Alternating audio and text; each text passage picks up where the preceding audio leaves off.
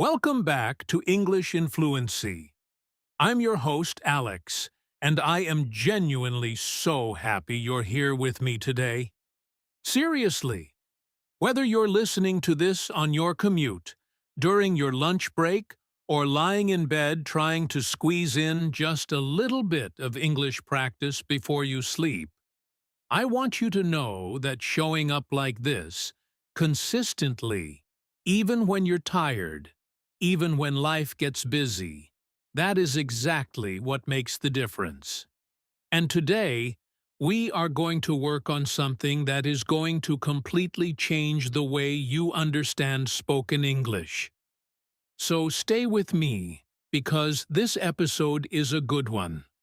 Before we dive in, I just want to say something quickly.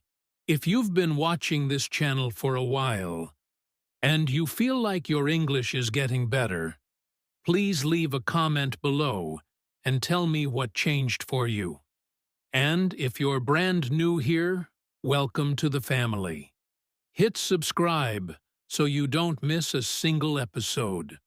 We put out new listening practice content regularly, and every single video is designed to help you move from understanding some English to understanding all of it, naturally, confidently, and without panic. Today, we are talking about hypothetical situations. Now, I know that word, hypothetical, might sound a little bit heavy, a little bit academic, but I promise you, it is not. In fact, you hear hypothetical situations in English every single day. Every conversation you have, every podcast you listen to, every English movie or TV show you watch, hypothetical language is everywhere. It is woven right into the fabric of everyday speech. And if you don't understand it, you miss a lot. Not just the meaning of sentences, but the feelings behind them. The hesitation, the regret, the hope, the dream. All of it lives in hypothetical language. So what exactly is a hypothetical situation? Simple. It is when a speaker talks about something that is not real right now, something imagined, something that might happen, something that did not happen but could have, something the speaker wishes were true but is not. That is it. And in English, the main structure we use to express these imagined situations is the if-then structure. You have probably seen it written down in a grammar book. If this happens, then that happens. But hearing it in real, natural, flowing speech, that is a whole different challenge. And that is exactly what we are going to train today. Here is what I want you to do during this episode. I want you to be an active listener. Do not just sit back. Every time I give you an example sentence or a short conversation, I want you to pause, say the sentence out loud if you can, really feel the meaning, and ask yourself, is this speaker talking about something real or imagined? That single question will unlock so much for you. Ready? Let us go. In English, when we want to express a hypothetical situation, we almost always use the word if, and the sentence usually has two parts. The if part tells us the condition, the imagined situation, and the second part tells us the result. What would happen if that condition were true? So the structure looks like this. If something were true, something else would happen. If I had more time, I would travel more. If she knew the answer, she would tell us. If they lived closer, we would see them every weekend. Notice something important here. In all of those sentences, the speaker is not talking about real life. The speaker is saying, imagine a world where this condition is true. What would happen? And the listener's job is to catch that signal, that little word if combined with past tense words like had, knew, or lived, and understand immediately. This is not real. This is imagined. This is a wish or a dream or a thought experiment. Now here is something I really want you to hold on to, because this confuses a lot of learners at the B1 level. When we talk about hypothetical situations in the present or future, we use past tense verbs, even when we are talking about right now. So, if I want to imagine a situation that is not real today, I say, if I had $1,000,000, not if I have $1,000,000. That shift into past tense is the signal. It tells the listener, this is not my real life. This is my imaginary life. Once you train your ear to catch that signal, everything changes. Let us do our first listening practice right now. I am going to read a short conversation between two friends, Lena and Marcus. They are talking about work. Listen carefully and pay attention to any hypothetical language you hear. Lena says, Marcus, I am so exhausted. I have been at the office until 8 o'clock every night this week. Marcus responds, that is rough. If I were you, I would talk to the manager about it. This cannot be sustainable. Lena says, I know. But if I complained, they might think I am not committed. Marcus says, I get that. But honestly, if the company really valued you, they would not be doing this to you in the first place. Let us slow down and look at what happened.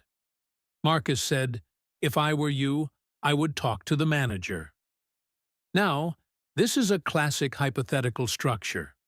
Marcus is not Lena. He is imagining himself in her situation. He is saying, imagine a world where I am in your position. In that imagined world, I would take this action. It is advice wrapped in a hypothetical. And English speakers use this all the time. If I were you is one of the most common ways to give advice in English.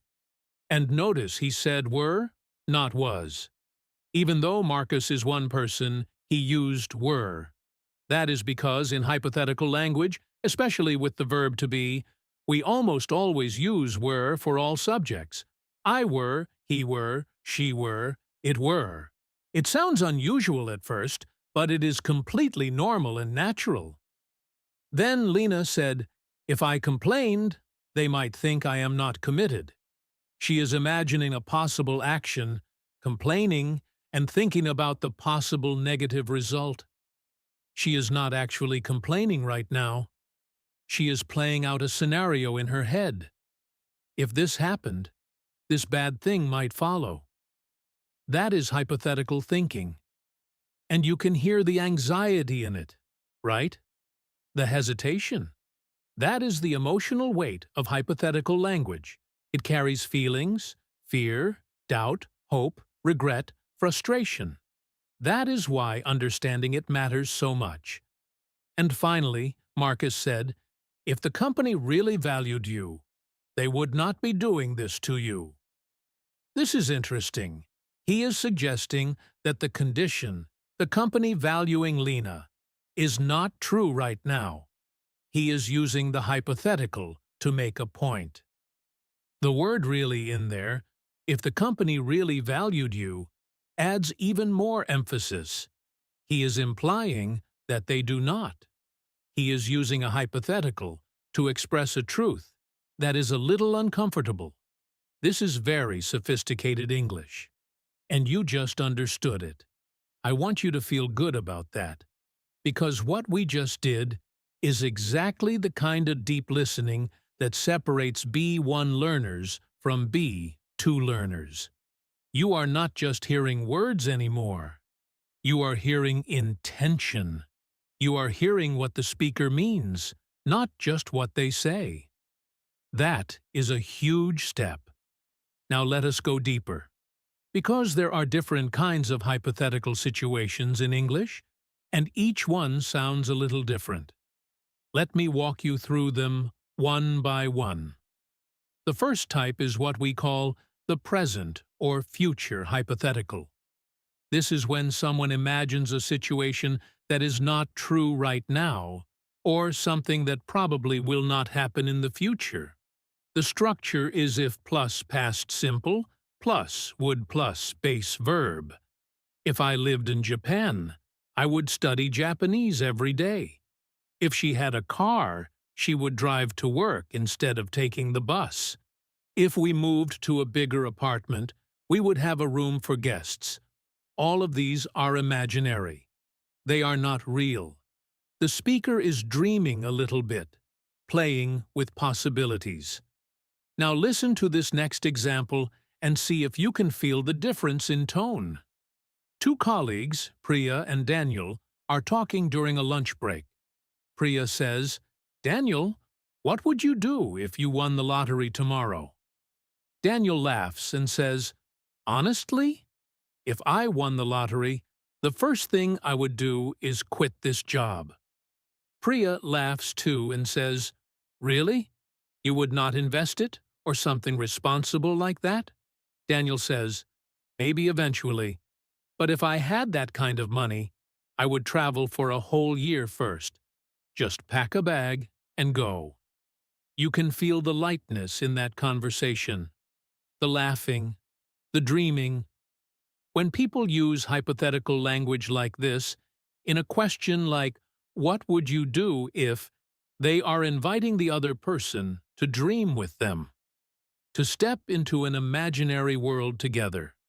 It is playful, it is connecting, and it is something you will hear all the time in casual conversation.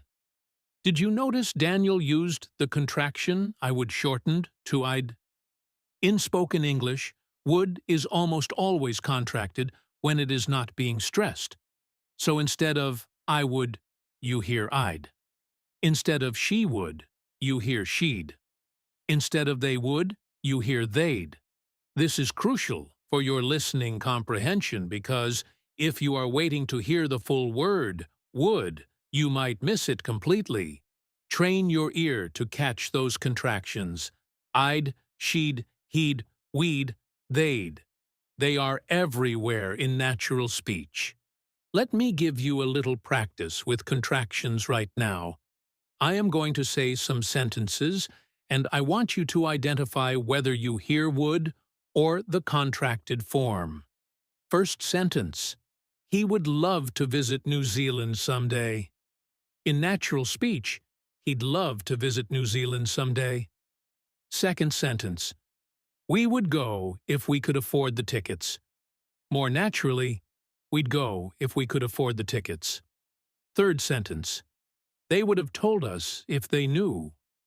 More natural, they'd have told us if they knew. Keep practicing with those contractions. They are the secret to sounding more natural yourself and understanding others more easily. The second type of hypothetical carries a very different emotional weight. This is called the past hypothetical, and it deals with regret, with things that did not happen but could have. The structure is if plus past perfect had plus past participle plus would have plus past participle. If I had studied harder, I would have passed the exam. If she had called me, I would have come. If we had left earlier, we would not have missed the train. Can you feel the difference? There is a heaviness to past hypotheticals, a sadness sometimes, because you are talking about a moment in the past that has already closed. The door is shut. You cannot go back. You are just sitting with the thought, wondering, what if things had been different? In everyday English conversations, you will hear this all the time. People reflecting on choices, on missed opportunities, on moments they wish had gone differently. Let us listen to a conversation now. Two old friends, Obi and Rachel, are catching up after years apart. Obi says, "I still cannot believe you moved to Canada." Rachel, "Did that ever feel strange?" Rachel says, "Honestly, at first, all the time. If I had known how cold the winters would be, I might have thought twice about it." She laughs. Obi says, "But you stayed." Rachel says, "I did. And I am glad. But there were moments in that first year." If I had not met my neighbor Nina, I think I would have come home. She was a lifesaver. So many layers there. Rachel says, if I had known how cold the winters would be, I might have thought twice. She is looking back at her past self, the one who made the decision to move, and imagining what that person might have done with more information. This is past hypothetical, and it is tinged with a kind of playful regret. She is not devastated. She is reflecting with a smile. Then she says, if I had not met my neighbor Nina, I think I would have come home. This is stronger, more emotional. She is describing a turning point, a moment where one thing, meeting Nina, changed everything, and she is expressing genuine gratitude through the hypothetical. She is saying that moment mattered. Without it, everything would have been different. That is how powerful this structure is. It does not just convey information, it conveys meaning, connection, emotion. Now, I want to show you how hypothetical language appears in different real-world contexts, because it is not just in personal conversations. You hear it in news, in business, in storytelling, in giving advice, in expressing opinions. Imagine you are listening to a podcast about business. The host is interviewing an entrepreneur named Sophie. Sophie says, the biggest lesson I have learned is to move fast. If I had waited for the perfect moment, I never would have launched. Honestly, looking back, if we had not pivoted during that second year, the whole company would have collapsed. I truly believe that. So my advice to any young entrepreneur is, do not wait for certainty. If you wait for certainty, you will wait forever. That is dense with hypothetical language. If I had waited for the perfect moment, I never would have launched. Past hypothetical. She is saying she is glad she did not wait. If we had not pivoted during that second year, the whole company would have collapsed. Again, past hypothetical. A close call. A moment where one decision saved everything. And then, if you wait for certainty, you will wait forever. This one is different from all the others. Did you notice? It uses the present tense. If you wait, not if you waited. This is because she is not imagining something unreal. She is making a general truth statement, a pattern that is always true. If you do this, this happens. Always. Every time. So we have three different if structures appearing in one short passage. The past hypothetical for looking back. The present hypothetical for imagining unreal present situations. And the factual conditional for stating a universal truth. In real spoken English, these structures flow into each other naturally. Speakers switch between them without thinking. And your job, as a listener, is to catch each one and understand what kind of situation is being described. Let me give you a moment here. We are going to do a comprehension check. I will ask you some questions about the conversations we have heard so far. Answer them in your head before I give you the answer. Question 1. When Lena said, if I complained, they might think I am not committed, was she describing something she actually did? Or something she was imagining? Yes, she was imagining. She had not complained. She was thinking about what might happen if she did. Hypothetical. Question 2. When Rachel said, if I had not met Nina, I think I would have come home, was she talking about the present, the past, or the future? Yes, the past. She is reflecting on something that almost happened but did not, because she did meet Nina. Past hypothetical. Question 3. When Sophie said, if you wait for certainty, you will wait forever, Was she describing her personal imaginary situation or a general truth? Right, a general truth. This is a factual conditional, something that is always true for everyone.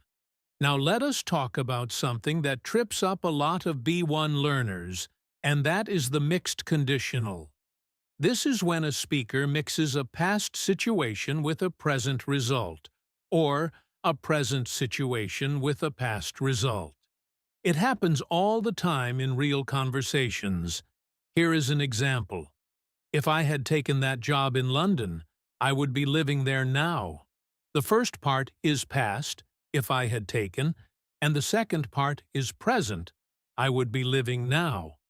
The speaker is looking at a past decision and drawing a line all the way to the present. They are saying, that one choice, that door I did not walk through back then, is still shaping my life today. That is a beautiful and complex thought, and yet it fits into one elegant sentence. That is the power of English grammar. Another example. If she were more patient, she would have handled that situation better. Here the first part is present. She were more patient, meaning she is not patient right now. And the second part is past. She would have handled that better, meaning a specific past event. The speaker is saying her current personality trait is affecting how we view something she did in the past. 2 time frames, 1 sentence, 1 smooth idea. Let us listen to a short story now that uses a mix of all the hypothetical structures we have learned. This is a monologue. A young man named Theo is talking about his life. He is in his mid-30s, and he is reflecting on some big choices. Theo says, I have been thinking a lot lately about the road not taken. You know that feeling? Where you look back and you wonder, what if? I had a chance to study abroad when I was 22. If I had gone, my whole life would look different right now. I would probably speak a second language fluently. I would have friends on 3 continents. Maybe I would even be working in a completely different field. But I did not go. And I do not regret it exactly, because the choice I made led me here, led me to this life, to my wife, to my kids.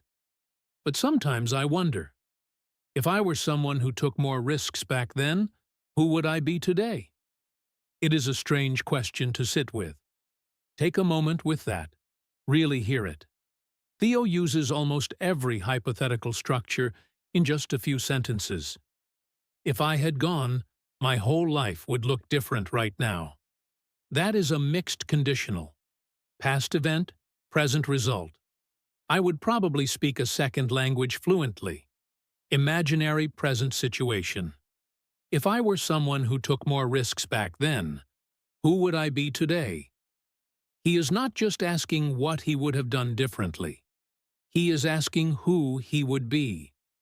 Not just his circumstances, but his identity. That is the deepest kind of hypothetical thinking, and it is expressed through this structure. As you listen to more and more native English conversations, you will start to notice how often people use hypotheticals to process their lives, to make sense of their choices, to connect with other people by sharing their dreams and regrets. Hypothetical language is not just grammar. It is a window into how people think and feel. Now let us practice some very specific phrases that you should recognize immediately when you hear them. These are fixed expressions that always signal hypothetical thinking. When you hear these, your brain should immediately think, this is imaginary. This is not real. The first one is, if only. If only I had more time. If only she had told me sooner. If only we had known. When you hear if only, the speaker is expressing a strong wish or regret, something they deeply want or wanted. It carries longing in it. Let me give you a full example. Two sisters, Anna and Bea, are at their grandmother's funeral. Bea says quietly, "I keep thinking about the last time I saw her. If only I had stayed a little longer that day." Anna touches her shoulder and says, "I know. If only we all had. But she knew we loved her. She knew. You can feel that, right? The grief. The wish to go back. If only is one of the saddest and most human phrases in the English language. The next phrase is, I wish. I wish I knew the answer. I wish she were here. I wish we had more time together. I wish things were different. After I wish, the verb shifts into past tense to show that the situation is not real. I wish I knew means I do not know, but I want to. I wish she were here means she is not here right now. I wish we had more time means we do not have more time. Here is a conversation between two friends, James and Carlos, who have not seen each other in years. James says, "Carlos, I genuinely miss having you around. I wish you had not moved so far away." Carlos laughs softly and says, "I know. I wish that too sometimes. I wish we could just be in the same city again. Those were good times." James says, "They were. I wish we had appreciated them more when we had them." That is so real, right? That specific kind of nostalgia for a good time that you did not fully appreciate while you were living it. I wish we had appreciated them more when we had them. Past hypothetical blended with regret. This is a very common human experience, and it is expressed perfectly in this structure. Another phrase to know is what if? What if he does not come?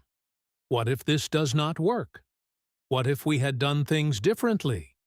What if is often used to express worry or to explore possibilities. Sometimes it is playful and curious. What if we took a different road? Other times it is anxious. What if I fail? And sometimes it is reflective. What if things had gone another way? Let us hear it in context. A couple, Mia and Eric, are nervous before a big decision. They are thinking about moving to a new city. Eric says, "Mia, what if we just did it? What if we actually moved?" Mia says, "What if we hate it, though? What if we miss home too much?" Eric says, "What if we do not? What if it is the best thing we ever do?" Sometimes you just have to stop asking what if and start doing. Notice how the phrase what if swings in both directions here. It can express fear and hesitation, as Mia uses it, and it can express possibility and courage, as Eric uses it. Same structure, very different emotional weight. This is the nuance of real English conversation. Context matters, tone matters, the whole exchange matters. Let me now introduce you to one more important phrase.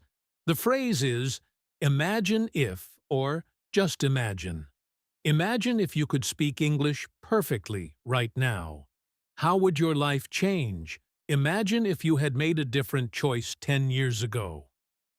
Where would you be today? Just imagine having all the time you needed to learn everything you wanted to learn. These phrases are used to invite someone into a hypothetical world. They feel more like a story. And you will hear them often in motivational speeches, in teaching, in creative writing, and in friendly conversation. Now I want to bring everything together in a longer, richer listening practice. This time, I am going to tell you a short story. A real feeling human story. It is packed with hypothetical language.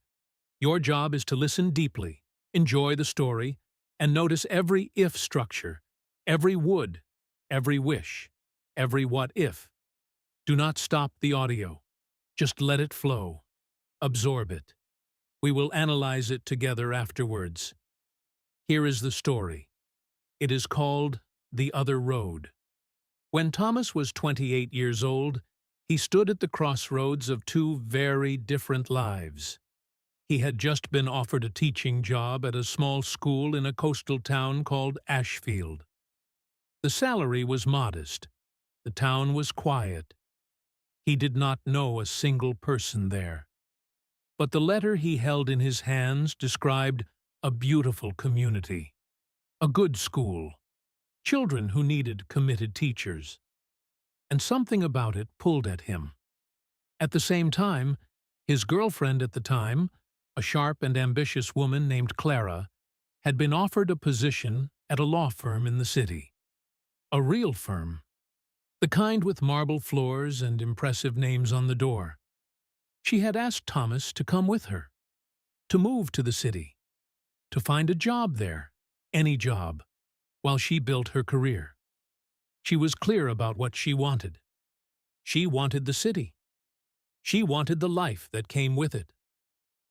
Thomas loved Clara. He really did. If he had known then what he knows now, would he have made a different choice? He thinks about it sometimes. Late at night, when the house is quiet, and the only sound is the waves outside his window. Yes, he chose Ashfield. He let Clara go. And sometimes he still wonders. But here is the thing about wondering. Thomas built a life in Ashfield. A whole, beautiful, imperfect life. If he had not taken that job, he never would have met his wife, Ellie. Ellie, who taught history at the school next door and who made him laugh every single day. If they had not met, their daughter Iris would never have existed. And Thomas cannot imagine a world without Iris. He simply cannot. His friend Pete, who had moved to the city around the same time, used to call every few months. Pete had done well. He had money and a flat and a good social life. But Pete also called at 2 in the morning sometimes, restless and unhappy in a way he could not quite name.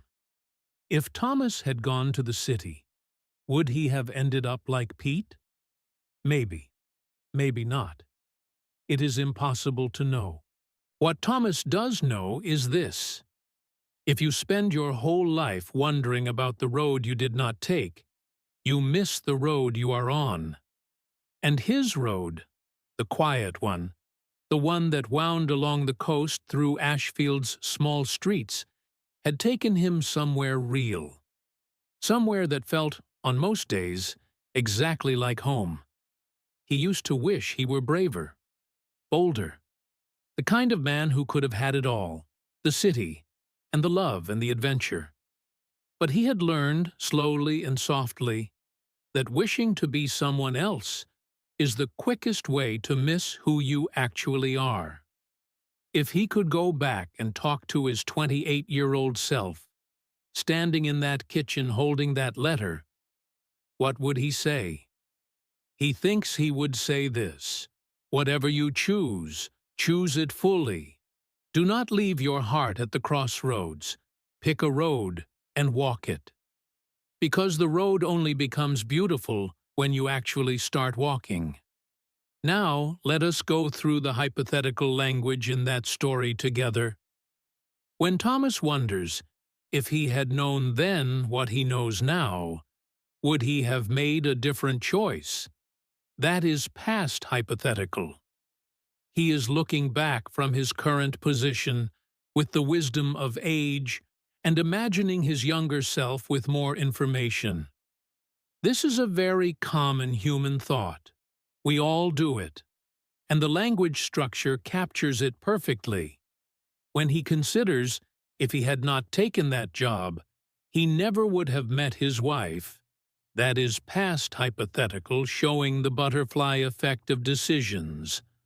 One choice leads to everything else. If this had not happened, then none of the good things that followed would have happened either. This is deeply emotional language, and in the story, it functions as Thomas's answer to his own regret. He could not have known about Ellie, but he got her because of the choice he made. When Thomas wonders, if I had gone to the city, would I have ended up like Pete? That is past hypothetical with a question structure. He is not answering this. He is just sitting with it. Some hypotheticals are not meant to be answered. They are meant to be felt. And that is very human too. When he says, if you spend your whole life wondering about the road you did not take, you miss the road you are on, that is factual conditional. It is a life truth. If always happens, then always follows. It is Thomas's hard-won wisdom stated as a general principle. When the story mentions he used to wish he were braver, that is the past form of I wish. He wished for something he did not have at the time. But notice the past tense, used to wish. He does not wish that anymore. He has moved past that wish. That tiny detail in the language tells you something about his journey. He has grown. And when we ask if he could go back and talk to his 28-year-old self, what would he say?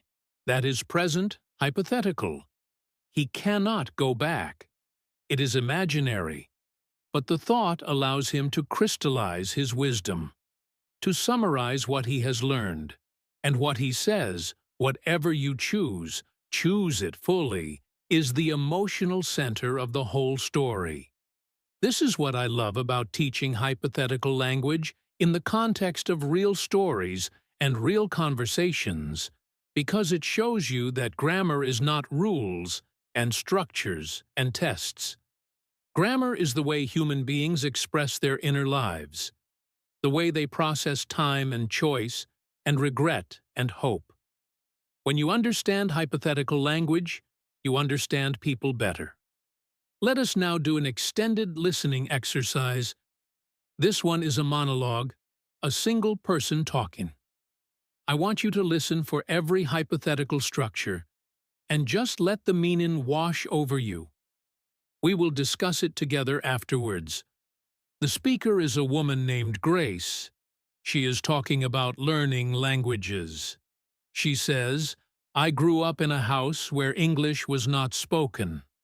My parents spoke our home language, and I grew up feeling like English belonged to other people, like it was a door that was locked, and I did not have the key. If you had told me then that I would one day feel comfortable in English, feel at home in it, I probably would not have believed you. But here I am. I think about the teachers I had. If I had had more encouragement early on, I wonder if I would have been less afraid of making mistakes. Because the fear of mistakes, that was the biggest wall for me. Every time I said something wrong, I felt like I was proving something I already believed about myself, that I did not belong in the language. If I had not had one particular teacher, Mrs. Abbott, I honestly do not know if I would have kept going. She used to say, every mistake is a building block. If she had not said that to me when she did, I might have quit. I really might have. And there were years in between where I did not practice. Years where I told myself, if I had the time, I would work on my English. But the time never just appeared. It had to be made. I had to decide that it was worth making time for. And the day I made that decision, something shifted. If I had not made that decision, I would not be here talking to you today. That is just the truth.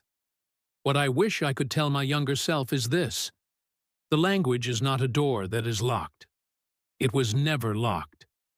If I had tried the handle earlier, it would have opened. It was waiting for me. You just have to try the handle. Whatever language you are learning, whatever level you are at, try the handle. If you try, something opens. I promise. Let us look at a few moments in that monologue. When Grace says, if you had told me then that I would feel comfortable in English, I probably would not have believed you. That is past hypothetical. She is imagining a conversation that did not happen, someone encouraging her younger self. and describing how that younger self would have responded. It shows how far she has come by contrast. When she says, "If I had not had Mrs. Abbott, I do not know if I would have kept going," that is past hypothetical, describing a pivotal person. A turning point. She is acknowledging that one relationship changed the whole trajectory. This is a very humble and grateful kind of hypothetical. It says, "I did not get here alone." When she says, "If I had tried the handle earlier, it would have opened," that is past hypothetical. But here it becomes symbolic. She is not just talking about a literal door. She is saying the opportunity was always there. The barrier was inside her, not outside. And the hypothetical lets her say that gently, without blame, without drama. It is a compassionate way to speak about her past self. And then the invitation at the end. If you try, something opens. Factual, conditional. General truth. This is the moment where she reaches out of her own story and into yours. That shift from personal hypothetical to universal truth is deeply powerful in English communication. Now, I want to talk about something really important. And that is how hypothetical language is used to be polite and kind in English. This comes up constantly in professional contexts and in social situations where people want to be tactful. When you want to give someone a piece of advice, but you do not want to sound pushy or rude, you could say, "You should do this." That is direct. Or you could say, "If I were in your position, I might think about doing this." That is much softer. The hypothetical frame, "if I were in your position," takes the pressure off. You are not telling them what to do. You are imagining yourself in their shoes and sharing what you might consider. It is advice wrapped in empathy, and it lands very differently. Let us hear this in a real conversation. A mentor named Carol is talking to a younger colleague named Finn. Finn has been struggling with a difficult client. Carol says, "Finn, can I share some thoughts?" Finn nods. Carol says, "If I were working with a client like that, I think I would try to schedule a face-to-face meeting rather than doing everything by email. Emails can create so much misunderstanding." Finn says, "I had not thought of that." Carol continues, "And if I felt the relationship was getting tense, I might also loop in my manager early, just so there is no surprise later." Finn says, "Yeah, that makes sense." Carol smiles and says, "These are just things I might do. You know your situation better than I do." See how graceful that is? Carol never once says, "You should" or "You need to." She uses "if I were" and "I might" and "I would" to make all of her suggestions feel like personal reflections rather than commands. This is very skilled, very natural English, and it is built entirely on hypothetical language. This softening function of hypothetical language is also why you hear it so much in customer service, in business negotiations, in diplomatic conversations. Whenever someone wants to suggest, recommend, or persuade without being aggressive or demanding, they reach for the hypothetical. If we were to consider this option, if you were open to adjusting the timeline, if we could find a way to meet in the middle, all of these are hypothetical structures being used to open doors rather than close them, to invite rather than insist, to negotiate rather than dictate. Let us hear a short business conversation. A sales representative named Tom is speaking with a potential client named Ms. Harding. Tom says, "Ms. Harding, if we were to extend your contract by 12 months, we could offer a significantly reduced rate." Ms. Harding says, "That is interesting. but I would need to think about whether we could commit to that length of time. Tom says, of course. And if there were any concerns about flexibility, we could potentially build in a review clause at 6 months. Ms. Harding nods slowly and says, if you could put that in writing, I would be willing to present it to my team. Tom says, absolutely. And if your team had any further questions, I would be happy to join a call.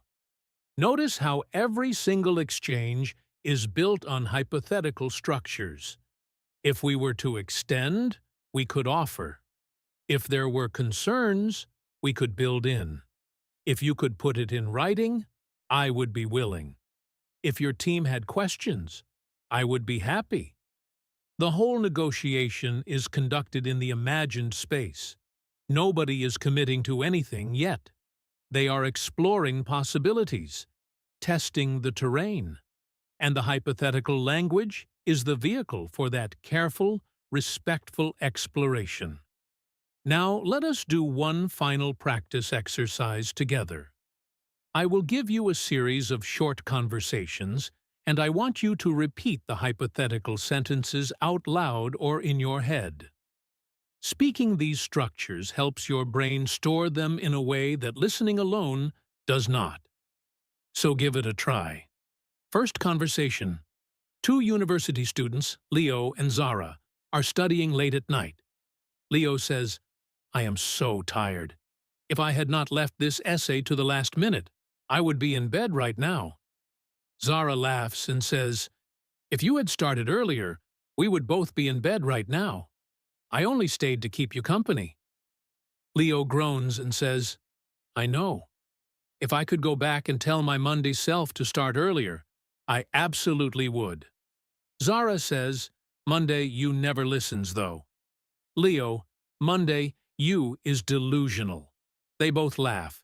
The hypothetical sentence is there. If I had not left this to the last minute, I would be in bed. If you had started earlier, we would both be in bed. If I could go back and tell my Monday self. Try repeating those. Feel how natural they sound when you say them. Feel how the contractions, I would becomes, I'd, we would becomes, we'd, make the sentences flow without stopping. Second conversation. A father and his adult daughter, Marcus and Lily, are on a phone call.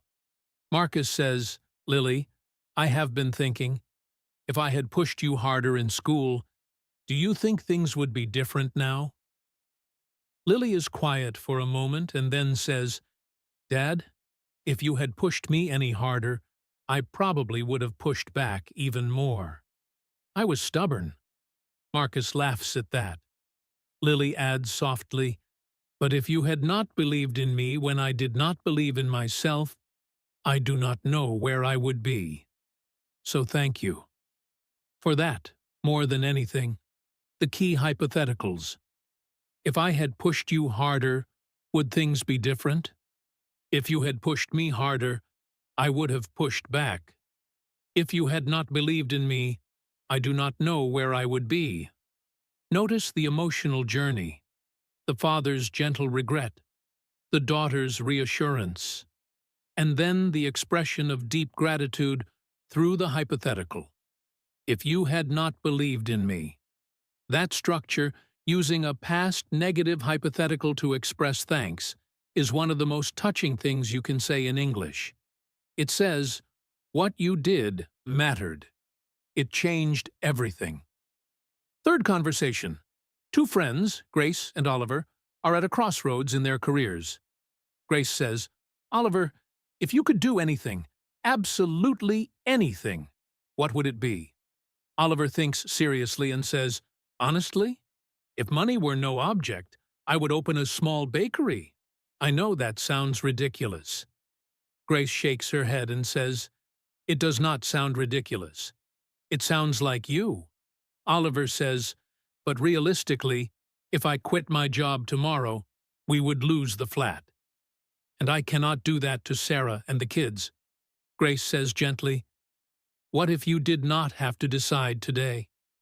What if you just started learning more about it? Took a class. Oliver looks at her. Grace says, if you took one small step, maybe the next step would be clearer. Oliver says quietly, maybe. Maybe you are right. If I just started somewhere, who knows? Such a beautiful exchange, and so full of practical, everyday hypothetical thinking. If money were no object. Present hypothetical, imagining the removal of a real constraint. If I quit my job tomorrow, we would lose the flat. Present hypothetical being used to think through a real risk. And then, Grace's gentle challenge. If you took one small step, maybe the next step would be clearer. She is not dismissing his concerns, she is reframing them, proposing a smaller hypothetical, one that does not require quitting anything, and suggesting that even that smaller imagined step might open something up. This is hypothetical language as encouragement, as opening, as hope offered quietly and carefully to someone who needs it. And it sounds completely natural, completely human. Because it is. Before I give you your final practice strategies for today, I want to tell you one more short story. Because stories are how we remember things. And I want you to carry this one with you. Two neighbors, Diane and Sam, had lived next door to each other for 15 years. They were friendly, the way neighbors are. A wave in the morning, a chat over the fence now and then. But they were not close friends. Not the kind who called each other when things went wrong. Then, one winter, Diane's husband got sick. It was sudden, the way those things always are. And for a few weeks, Diane was barely keeping her head above water. Hospital visits, phone calls to family, trying to hold everything together at home. One evening, Sam knocked on her door. He was holding a casserole dish. He said, I do not really know what to say. But if there is anything I can do, I mean actually do, not just say, please tell me. And if this helps even a little, then it was worth making. Diane stood in the doorway and nearly cried, not just from exhaustion, but from the specific kindness of a person saying, if I can help, I want to. The hypothetical as an offer, as a door held open. She said, this helps more than you know. Thank you, Sam. Later, when her husband had recovered, Diane thought about that evening often. If Sam had not knocked that door, she thought, I might have gone the whole winter without anyone checking on me. That one small act of showing up changed something. Not just in her, but between them. They became real friends after that.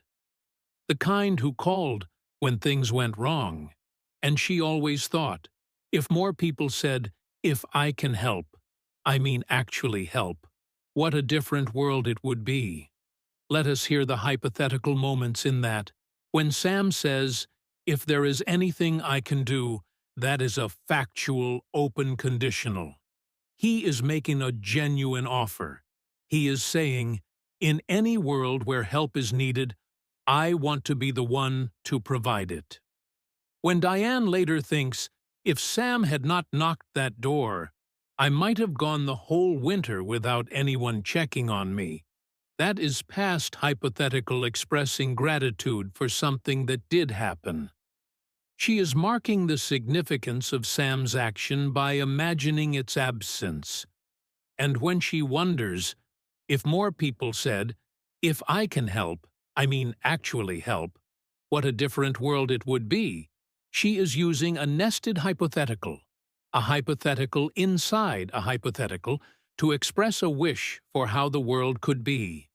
A small, hopeful vision of a better reality. That is hypothetical language at its most human. Not grammar. Feeling. Vision. Care. We are getting close to the end of our time together today, and I want to leave you with 5 simple strategies for improving your understanding of hypothetical language in real life. The first strategy is to listen for if. Every time you hear the word if in a conversation, a podcast, a movie, a TV show, pause, even for just a second, and ask yourself, is the speaker describing something real or imagined? What tense are they using after if? What does the result sound like? That single habit, stopping for 1 second after you hear if, will train your brain incredibly fast. The second strategy is to notice contractions. As we talked about earlier, would almost always becomes contracted in natural speech. I would becomes I'd. He would becomes he'd. She would becomes she'd. We would becomes we'd. They would becomes they'd. If you are only listening for the full word would, you are going to miss a lot. So start tuning your ear to those contractions. They pop up constantly in hypothetical language. The third strategy is to pay attention to emotion. When you hear someone use a past hypothetical, notice if their voice gets softer, slower, heavier. Regret often sounds a certain way. When you hear a present hypothetical with a dream in it, you might notice the voice lighten, become a little dreamy. Language and emotion travel together. Your ear can learn to catch both at the same time.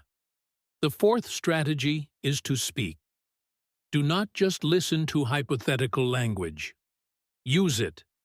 Next time you are talking to someone, try saying, "If I had more time, I would." Or "I wish I could." Or "What would you do if?" You do not have to be perfect. You just have to try.